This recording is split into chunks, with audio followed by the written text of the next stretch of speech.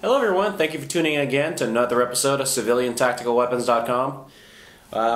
It's a cold winter day here in Texas, so about 20-something degrees.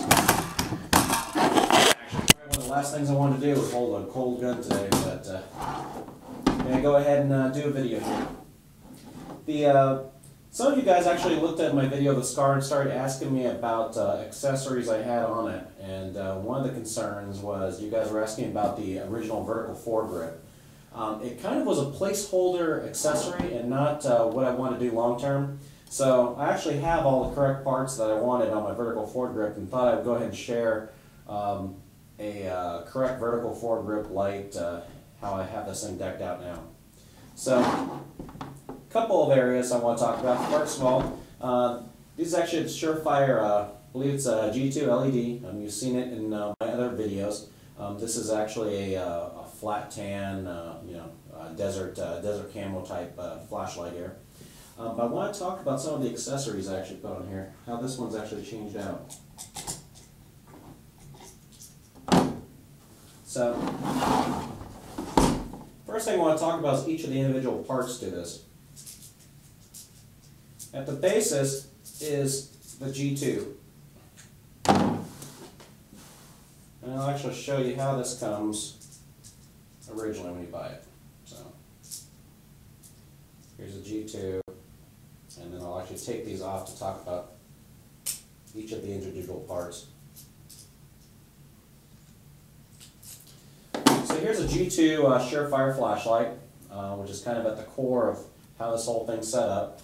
I bought something which is called, which Surefire makes, which is an M79 mount. A couple of things you have to be aware of for this M79 mount. It's kind of a universal mount. You can use it for all Surefires and other flashlights. But one thing you may not realize when you buy this is it's actually adjustable to hold the diameter of the flashlight. By default, the device is actually in this position here, which is actually fully closed.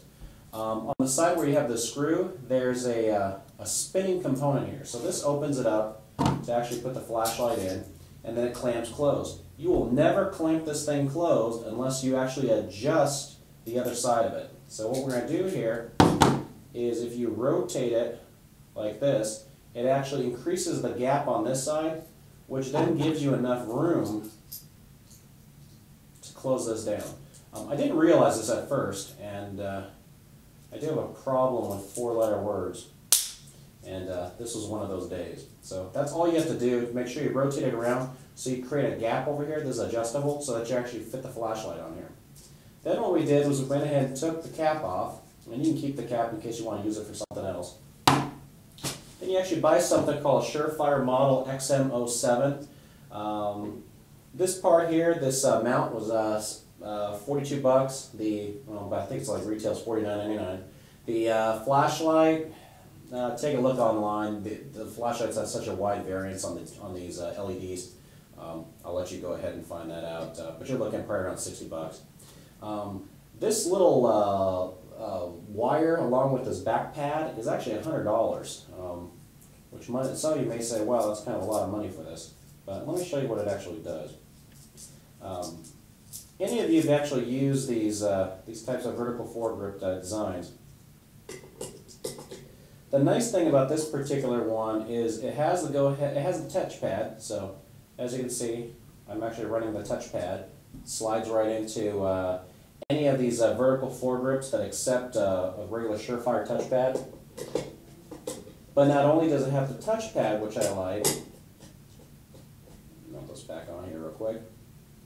It's also got a button on the back to actually turn it on and off. So, when you've got the gun like this, the touchpad here on the side can go ahead and be used to trigger it on and off, but your thumb can come up here to turn the light on and off. And depending on how some people like to put it on the left side and touch it like this on the left side. For myself, I like to come over onto this side. Your preference, you can put it on either side that you like. But you can go ahead and run either the touchpad here or use your thumb. The vertical foregrip I have here is actually made by Mako. It's the fancy name for this one. tactical ergonomic foregrip. It's GM-TVG1. Tango Down makes vertical foregrips, which can range in price up to $90 or whatever. I actually picked this one up for 29 bucks. There's a lot of debate over where you should spend your money is best used. I don't see too much of a difference with those vertical foregrips. Just show you a couple things this happens. You can slide this on and off, adjust it to whatever spot you want. It has the little slide-in post here. These pads here come off on the side, so this actually creates the gap for you to put the Surefire tap pad in. The other thing you have here is, after this is in, let me go ahead and put this back in again. There's a cap on the bottom of it to go ahead and open this up. And you have a little accessory area to go ahead and put extra batteries and stuff. So if you want to carry extra batteries for your Surefire or your EOTech, you could put the battery compartment in there. $29 for a vertical foregrip.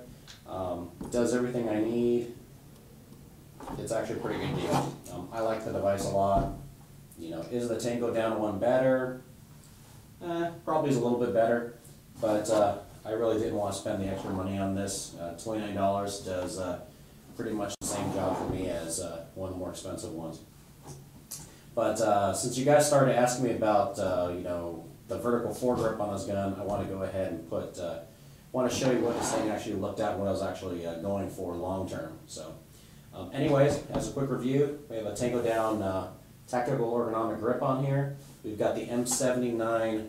It's actually the Surefire M79 flashlight mount, the Surefire G2 in here, and then also the Model XM07 light attachment kit. So that's actually my complete vertical foregrip setup. So from a tactical standpoint, you've got everything you need from a lighting, multiple options of how to control the light. You know, of course, you could go and spend $600 on the entire Surefire system that actually mounts on the bottom. I think it's pretty nice, but the downside of it, it's actually pretty heavy. So I didn't want to add too much weight on the front of the gun. So if you have any questions, please email me at info@civiliantacticalweapons.com. I only respond to emails on the info@civiliantacticalweapons.com and not the YouTube. So please, if you have any questions, please email me. And I hope to see you in next week's episode.